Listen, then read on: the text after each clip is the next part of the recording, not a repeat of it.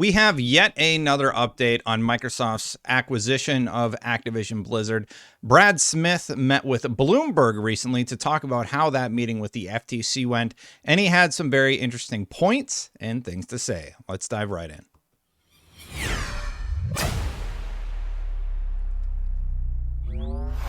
Thank you so much for watching, everybody. Please hit that subscribe button, hit that bell to know when this content goes live. I really appreciate it. A big shout out to Everborn for sending this over to me. I really like watching it. I transcribed it and wanted to dive into this interview between Bloomberg and Brad Smith of Microsoft. As you know, Brad Smith has sort of been one of the major faces in this case, and he had a few things to say about how the FTC basically shot him down and how he sees the entire thing unfolding from here. He starts out, at the end of the day, these decisions are made under laws, not just under people. And the laws of the US, UK, EU are very clear. It's all about whether an acquisition will promote competition. And in our view, we're competing with Sony. Microsoft Xbox, if you put it head to head with Sony PlayStation, they have 70%, we have 30%. We're the small entrant. And I do think that is a bit of a mistake on the part of the regulators because they see Microsoft as the mega corporation, right? They don't see their gaming branch as a separate thing. I'm a little curious if they're going to ask that they spin off their gaming branch or something like that to disassociate the two. That's similar to what they requested when they were sued, like, I don't know, what was it, 20 years ago with the Netscape Navigator thing? Like a very long time ago with that particular case. But yeah, so it would seem that they are the small entrant when you look at their foothold on the market. Now, I've criticized Microsoft about just getting their release cadence together, but when you look at it from that respect, there's no reason that the deal shouldn't go through because at the end of the day, it is about competition. And here's the thing. Developers want this to go through. Union people want this to go through. It seems like everybody wants this to go through except for Sony and the FTC. And if your main competitor is the only one making a stink, I would think that would send some alarm bells blaring in your ears, or at least you should move forward with a bit of a critical eye. But I think they're just too focused on Microsoft as a mega company, and they're just maybe missing that. I don't know what's going on. It just seems very bizarre to me that you would be like, oh, your main competitor wants you to fail? Huh, we're going to agree with that. Like what? Anyway, continuing on. They have 286 exclusive titles. We have 59. We need some more first-party games in order to be a healthier and stronger competitor. And we need to do it, of course, in a way that doesn't impede competition along the way. Now, of course, I would push back a little bit on Brad on this one because Sony has a lot of exclusive titles, sure. But how come Microsoft hasn't managed to figure out how to have their own set amount of exclusives? You have about the same amount of studios. Microsoft has a few fewer at the current time, but after this acquisition, I think they'll have like one or two more than Sony does. Like if you put it on paper, Sony has a lot going for them, and this would make it more even, in my opinion. So continuing on. All of these concerns have basically focused on one title, a great title, the game Call of Duty. But we've said we're prepared to commit contractually, we're prepared to commit under a consent decree or an undertaking, but that will be available for Sony on comparable terms to Xbox for the next decade. So I look at this and say, this will be good for competition, and we have a solution for the one problem that seems to bother people the most.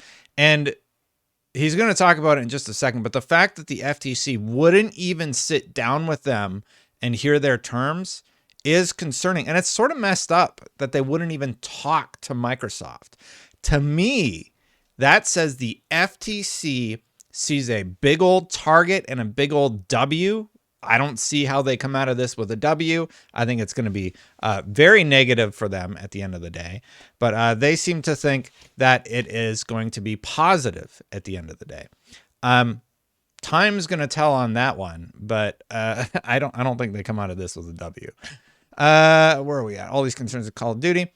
And my only real complaint or concern, if you will, about where we are in Washington with the FTC is that we had the FTC vote to block this without even giving us a single meeting at which to sit down with the FTC staff and talk about the consent decree proposal and solution we can put on the table. Now, I made a whole video about this one, they come up over here. And basically, he seemed really upset about that. He was talking to investors and he's like, they didn't even talk to us. That seems really strange to me, that the FTC won't even hear from the person they're going to sue. They're just like, nope, we're going to sue you. Even though one of their own people voted against doing that, flagging, hey, maybe this is a bad lawsuit. I kind of hope Microsoft takes it all the way through, brings this to court, and pays the money, because I think there is no way the FTC wins this. I don't see it. I don't see the path to victory for the FTC. I see a mega competitor with, according to Microsoft, 70% of the market. Microsoft has 30%. You're going to bring that to a court, and they're going to be like, you didn't even hear from Microsoft. The notes that you have and concerns you have are mainly from one person, their main competitor. Microsoft has offered 10 years of Call of Duty to everybody. They don't care. They're just giving it away for free, right? I think the FTC loses and loses. Oh, and the CMA, it's a CMA, or there's a union thing I'm going to talk about. That's the CWA, and then there's the CMA. Anyway, I get the mix of anyway. Anyway, the EU or UK branch also called you out, saying, no, that's not what happened in the case. So FTC's got an uphill battle. That's all I'm saying. I don't think it's appropriate. I don't think that's right. I don't think we should have governments rejecting potential solutions without at least first having a real conversation about them. That's not a recipe that will advance competition. That's Brad Smith. And honestly, I agree with him. I think it is completely messed up that they would not even meet with Microsoft. I know a lot of people have this perception that Microsoft is evil and terrible, even though, they win Best Company awards constantly. They're like one of the number one companies on Glassdoor, and I did a whole video about that. And when you wonder, why would devs want to be part of Microsoft? That's why. I do realize they had layoffs recently. Basically, everybody has had layoffs lately. But the idea that somehow the working conditions are going to get worse, it just seems preposterous to me. From what we've heard about Activision, I don't think so. So he says he doesn't think it's appropriate, and I actually agree with him on that one. And then they asked, what's next, basically. Well, we have a process in Washington, D.C., and it's called lawyers get to go argue before a judge under the law, an administrative judge, and this still goes forward in other countries. It has a long ways to go. We'll see. Look, nobody ever has a crystal ball in which you can predict the future with 100% certainty. But when I look at what the acquisition will bring, I think it will bring good things to the marketplace. It will definitely be good for people, in our view, who develop games, consumers who play games. That's, after all, the real focus of what competition law is all about. Is this good for consumers at the end of the day? And the resounding answer from consumers who are paying attention to this seems like a great thing for us. Meanwhile, it's tied up in all this legal stuff, right? And the consumers are over here just saying, hey, we just want Call of Duty on Game Pass. That seems great. And there's nothing to indicate that anything bad would transpire from that, especially because Call of Duty is remaining on Call of Duty, or Call of Duty is remaining on the PlayStation platform. There's nothing to indicate that a negative thing would transpire from that. The final quote was the lawyers, and then, are you still anticipating it going through in 2023? Well, we have a period of time. We originally said when we announced this in January this year, 2022, that we are looking at 2023, and that's still the way we look at it. And when you start thinking about, okay, who wants this to go through and who doesn't? Activision wants this to go through, of course. Microsoft wants this to go through. The unions want this to go through. Two of the mega union companies are like, we want the Activision Blizzard buyout to go through. The most recent one was the AFL-CIO, and here's their official announcement. Workers deserve seat at the table. Calls for Microsoft Activision Blizzard deal to move forward. That was on December 9th.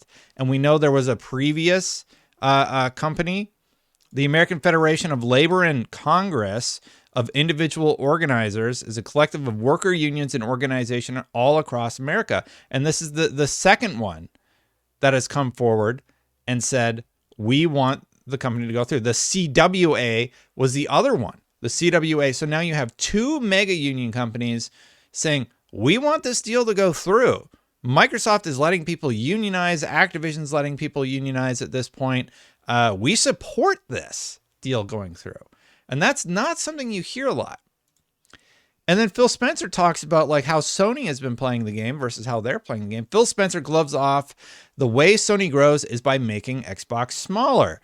Spencer says that Sony simply wants to protect its dominance in consoles. The way they grow is by making Xbox smaller. Sony is leading the dialogue around why the deal shouldn't go through to protect its dominant position on console. So the thing they grab onto is Call of Duty, said Spencer, the largest console maker in the world, raising the objection about one franchise that we've said will continue to ship on the platform.